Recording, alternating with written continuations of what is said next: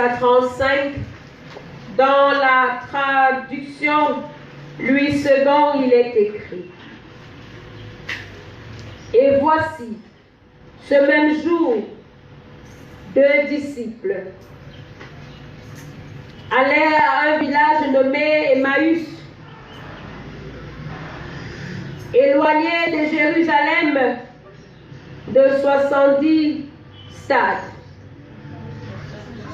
de 60 stades. Et ils s'entretenaient de tout ce qui s'était passé. Pendant qu'ils parlaient et discutaient, Jésus s'approcha et fit route avec eux. Mais leurs yeux étaient empêchés de le reconnaître. Il leur dit: De quoi vous entretenez-vous en marchant pour que vous soyez tout tristes? L'un d'eux, nommé Cléopas, lui répondit: Es-tu le seul qui, séjournant à Jérusalem, ne sache ce qui est arrivé ces jours-ci? Quoi? Leur dit-il. Il lui répondit: Ce qui est arrivé au sujet de Jésus de Nazareth, qui était prophète puissant en œuvre et en parole devant Dieu et devant tout le peuple. Et comment les principaux sacrificateurs et nos magistrats l'ont livré pour le faire condamner à la mort et l'ont crucifié. Nous espérions que ce serait lui qui délivrerait Israël. Mais avec tout cela, voici le 3e jour que ces choses se sont passées. Il est vrai que quelques femmes d'entre nous nous ont fort étonnés, s'étant rendues de grand matin au sépulcre, et n'ayant pas trouvé son corps, elles sont venues dire que les anges leur sont apparus et ont annoncé qu'il était vivant. Quelques-uns de ceux qui étaient avec nous sont allés au sépulcre et ils ont trouvé les choses comme les femmes l'avaient dit, mais lui, ils ne l'ont point vu. Alors Jésus leur dit: Ô hommes sans intelligence, et dont le cœur est lent à croire tout ce qu'ont dit les prophètes, ne fallait-il pas que le Christ souffrit ces choses et qu'il entrât dans sa gloire? Et commençons par Moïse et par tous les prophètes, il leur expliqua dans toutes les Écritures ce qui le concernait. Lorsqu'il fut près du village où il allait, il parut vouloir aller plus loin. Mais ils le pressèrent en disant: Reste avec nous, car le soir approche, le jour est sur son déclin. Et il entra pour rester avec eux. Pendant qu'il était à table avec eux, il prit le pain, et après avoir rendu grâce, il le rompit et le leur donna. Alors leurs yeux s'ouvrirent, et ils le reconnurent, mais il disparut de devant eux. Et ils se dirent l'un à l'autre: Notre cœur ne brûlait-il pas au-dedans de nous lorsqu'il nous parlait au chemin et nous expliquait les Écritures? Se levant à l'heure même, ils retournèrent à Jérusalem et ils trouvèrent les 11 et ceux qui étaient avec eux assemblés, et disant: Le Seigneur est réellement ressuscité. Il est apparu à Simon. Et ils racontèrent ce qu'il était arrivé en chemin et comme il avait reconnu au moment où il rompit le pain. Amen.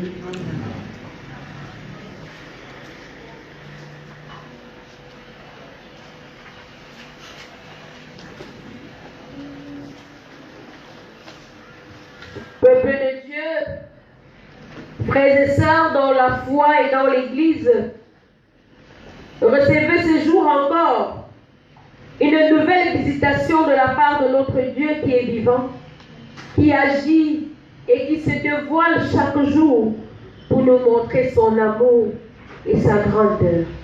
Amen. En effet, depuis le dimanche de Pâques, avec la résurrection du Seigneur, nous sommes rentrés dans le cycle des résurrections. Le cycle du réveil et du relèvement. Le cycle des théophanies. Qu'est-ce que c'est? La théophanie est comprise comme l'apparition ou la manifestation visible de Dieu à ses disciples. Et nous, nous voulons préciser que la théophanie est différente des apparitions fantomiques ou fantomatiques, car dans la manifestation visible du ressuscité à ses bien-aimés, le corps est présent, il peut être touché, senti, il marche, il touche les choses matérielles et il va même jusqu'à manger. La résurrection du Christ n'est pas le retour d'un zombie, mais bel et bien le relèvement d'un homme en chair et en os, bien vivant et touchable. Et même la marque des clous, et c'est même pas la marque des clous qu'il se fait reconnaître premièrement lors de sa première apparition. Nous trouvons utile de planter ce décor explicatif au début de notre message afin que les adeptes de la théorie de la réincarnation, de la zombification et des fantômes puissent faire la différence et croire en la résurrection. Et de ce fait aussi au Seigneur de gloire, le Seigneur ressuscité, Jésus-Christ. En effet, le texte que nous avons lu et qui fait l'objet de notre message ce matin est une tradition unique. Des textes synoptiques, seul Luc prend la peine de relater ce récit dans son entièreté. Certes, Marc 16, 12 fait mention de l'apparition du ressuscité à 2 disciples en chemin pour la campagne, sans toutefois préciser le lieu. Mais ici, Luc nous parle de la rencontre et du chemin d'Emmaüs.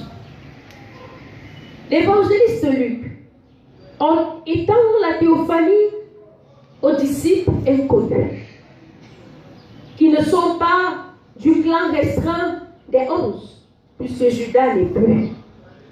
Il ouvre ainsi celle-ci à tous les croyants. La preuve est là. Leurs noms ne sont pas mentionnés. Il ne cite et ne nomme que Cléopas. Mais l'autre disciple n'a pas de nom. La pensée qui porte tout l'évangile de Jésus-Christ selon Luc, c'est l'universalisme du salut. Et nous voyons aussi qu'il étend cela à l'universalisme de la résurrection et de l'apparition du Seigneur. Si donc tu es croyant, tu dois voir le Christ ressuscité. Peu importe la distance, ou même ton nom, ou ton origine, car nous ne savons quel était le village ou la nationalité de ces 2 disciples, mais nous savons simplement qu'ils sont nommés comme étant les disciples du Maître. Et cela suffit donc amplement pour voir le Christ glorifié. Peut-être ils étaient en train de retourner chez eux, car sachant que Jésus mort désormais, ils se disent la mission est achevée. Et ils étaient, comme nous le dit le texte, déjà à 12 kilomètres de Jérusalem en chemin pour Emmaüs. Quand ils furent rejoints par cet invité qu'ils ne connaissaient pas, à savoir le Maître Jésus ressuscité. Tellement ils étaient préoccupés par la tristesse de la mort de Jésus. Tellement ils voyaient les rêves voler en éclats que leurs yeux et leur fardeau leur empêchaient de reconnaître le Seigneur. Ils ne lui ont même pas posé la question de savoir qui il était. Pourquoi est-ce qu'il entrait dans leur conversation? Pourquoi est-ce qu'il pouvait marcher avec eux? Ou de savoir même où ils allaient? Non. Ils se sont seulement mis en chemin avec lui et se sont mis à relater l'histoire. Ce même jour, c'est de ce même jour où les femmes et d'autres ont dit qu'il était vivant. Jésus marche avec les disciples sur le chemin d'Emmaüs ce dimanche de gloire. ce dimanche de gloire dans les cieux et dans le monde entier. Mais pour eux, c'était un jour où l'espoir était rompu. L'espoir avait été anéanti. Ils sont même étonnés que Jésus ne sache pas ce qui est arrivé. Bien-aimés, voilà des hommes qui ont cheminé, qui ont fait chemin pendant plus ou moins 3 ans avec le Messie, qui n'ont jamais su avec qui ils marchaient. Voilà des hommes qui refont le même chemin avec le Seigneur ressuscité, mais ne le reconnaissent pas. Parce qu'ils sont dans la nostalgie. Ils sont emportés dans le désespoir de la souffrance qu'ils vont continuer à endurer. Ils disent de Jésus que c'était un grand prophète de Dieu, puissant en actes et en parole. Voilà, pendant 3 ans, ce qu'ils ont retenu du Seigneur. Ils disent de lui qu'il espérait et qu'il devait être la solution contre l'oppresseur romain. Ils disent même qu'ils avaient cru que lorsqu'il mourrait, il devait revenir. Mais voici déjà 3 jours. Même comme certains disent qu'il est vivant, nous n'y croyons plus. Nous avons tant espéré, mais nous rentrons chez nous. Frères et sœurs, nous voilà. Chacun de nous est un de ses disciples. L'humanité et surtout la chrétienté aujourd'hui, oui, nous cheminons avec un Dieu que nous ne connaissons pas et ne reconnaissons même pas. Au lieu de compter les bienfaits de Dieu, nous comptons entre parenthèses ces soi-disant échecs et inaccomplissements selon nous. Et nous allons être dans cette diatribe de paroles. Pourquoi il n'a pas fait ça? Ou encore ça? Ou encore pourquoi suis-je ci ou ça? Vraiment, si Dieu existait, est-ce qu'il devait accepter que les gens meurent? Si Dieu existait, est-ce qu'on devrait être malade? Est-ce qu'on devait souffrir? Est-ce qu'on devait être affamé? Est-ce que, et toute la panoplie de est-ce que nous aimons bien à poser. Et si. Tout simplement, toujours pour rejeter le tort et la faute sur Dieu. Et bientôt, quand les gens ne vont pas prendre les mesures barrières et commencer à remplir les temples, quand ça va arriver, on va dire que c'était même dans la maison de Dieu qu'on avait. Ici, Dieu la voyait seulement. Dieu voyait, il t'a demandé de venir comme ça. Il t'a demandé de ne pas laver les mains, d'entrer dans le taxi sans prendre de cache-nez, de te balader à longueur de journée. Cessons de rejeter la faute sur Dieu comme les disciples du maïs. Nous, on avait cru. Maintenant, l'espoir est tombé. De même donc, comme ces 2 disciples qui connaissaient les Écritures et même les prophéties bibliques, mais ils n'ont pas compris que la gloire de Jésus passait par la souffrance. Et j'aime bien toujours cette petite parole du Seigneur pendant la Passion. Si on traite ainsi le bois vert, que fera-t-on du bois sec? Le bois sec, c'est qui? C'est nous. Et Jésus a souffert tout ce qu'il a souffert. Mais petite souffrance comme ça, là, on dit que le Seigneur m'a abandonné. L'espoir est tombé. Non, bien aimé. Et c'est pourquoi, malgré toutes les explications que Jésus leur donne de lui et des Écritures, ils ne comprennent rien. De même, nous aussi aujourd'hui, nous lisons la Bible, nous la mémorisons, nous créons même des écoles de mémorisation de la Bible et autres.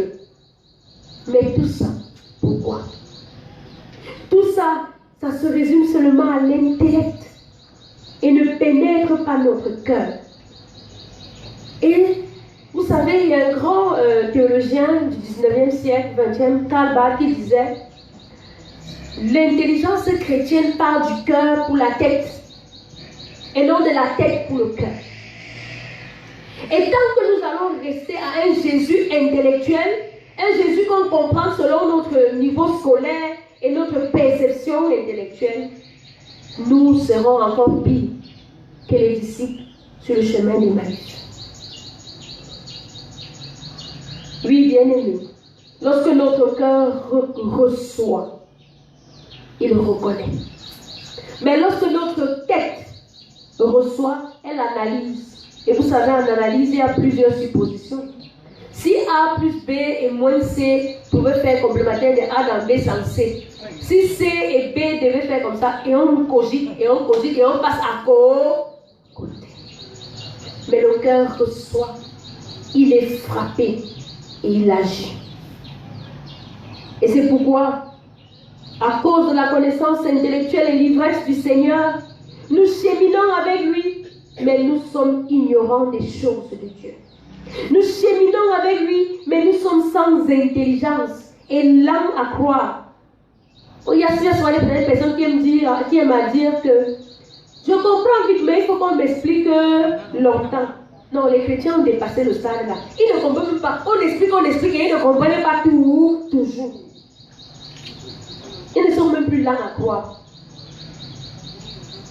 Nous cheminons avec lui et nous l'appelons prophète et non Seigneur. Et c'est pourquoi lorsqu'un prophète apparaît, on court, comme lui-même il avait dit, le Seigneur est ici et nous accourons. Nous cheminons avec lui, mais nous portons dans nos cœurs la haine, la mort, la débauche et tout ce que vous pouvez mettre sur 3 points de suspension à la ligne. Nous cheminons avec lui, mais dans nos sacs, nous portons les poules du sacrifice, les écorces de protection, les chaînes sur les pieds autour du cou et autour non pas du cou, des hanches. Nous cheminons avec lui, mais nous portons les pactes et les alliances avec les sectes ésotériques. Nous cheminons avec lui alors que notre ventre portait les serpents, les gorilles, les boas et tout ce que vous pouvez ajouter là-dessus.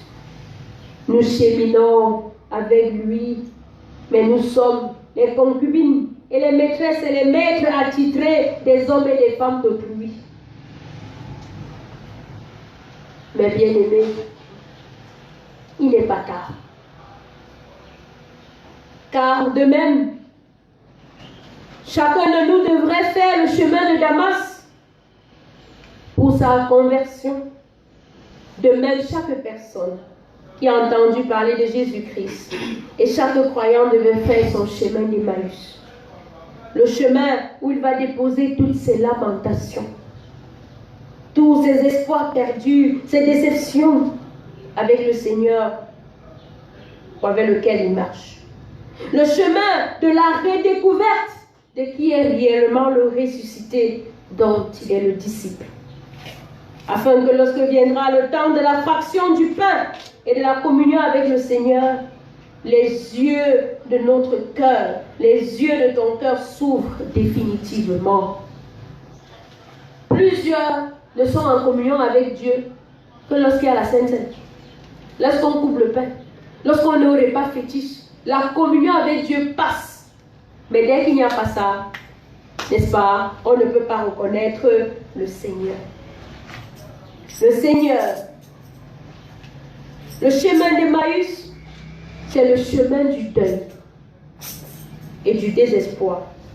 Le but de ce parcours, c'est de ressortir joyeux, comme les 2 disciples, et de dire oui, le Christ est vraiment vivant. Je suis aussi désormais vivant et vivante avec lui. Luc ouvre donc la théophanie à toute l'humanité. Tu es notre disciple dont le nom n'est pas mentionné. Et c'est pourquoi je t'invite à l'instant à faire un petit exercice avec moi. Mets ton nom sur le nom de cet autre disciple. Même dans ton cœur, dis, je marche avec Clopas. Moi, tel je marche avec Clopas et le Seigneur. Je veux faire mon chemin d'Emmaüs. Et confesse le Seigneur que moi désormais qui n'avais pas de nom, j'ai un nom. Parce que tu m'appelles croyant. Tu m'appelles ton disciple. Car je te vois à l'œuvre dans ma vie. Je sais que tu chemines avec moi. Lorsque le soleil se change en ténèbres, tu chemines avec moi. Lorsque la lune se change en sang, tu chemines avec moi. Je ne sais pas comment on fait pour dormir à un culte comme celui-ci. Et c'est comme ça que la résurrection passe et repasse. Et le Seigneur continue de pleurer. Bien-aimés, réveillons-nous. Et confessons avec le Seigneur. Moi qui suis le disciple qui marche avec Clopas à Emmaüs, que je sais, Seigneur, que tu chemines aux côtés des victimes de la pandémie du Covid. Je sais, Seigneur, que tu chemines avec les victimes de guerre. Je sais, Seigneur, que tu chemines avec les victimes des catastrophes naturelles. Les affamés, les plus de 4 millions d'affamés qui sont dans le monde. Avec les marginalisés. Les victimes des injustices, les veuves et les orphelins. Et je sais que tu chemines avec ton Église, même par ce temps difficile. Confesse avec le Seigneur. Je sais que pendant mon pèlerinage terrestre, tu chemines avec moi, afin que ma foi et mon espérance reposent sur toi. Et je sais que quiconque invoquera ton nom au jour de la détresse sera sauvé. Bien-aimé, où que tu sois, si tu as écouté cette parole aujourd'hui, alors sache que tu es un ou une privilégiée. Et prends juste l'engagement de cheminer avec le ressuscité aujourd'hui et pour toujours. Et que l'Éternel bénisse en nous l'écoute de sa parole. Amen. Amen.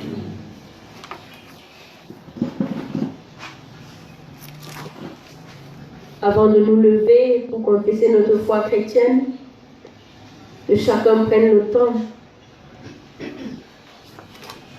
d'écouter un peu, quelques minutes, que ce message repasse dans son cœur et que tout ce qui obscurcissait ses yeux de ne pas reconnaître le Seigneur ressuscité et vivant à l'œuvre puisse tomber et qu'il le voie.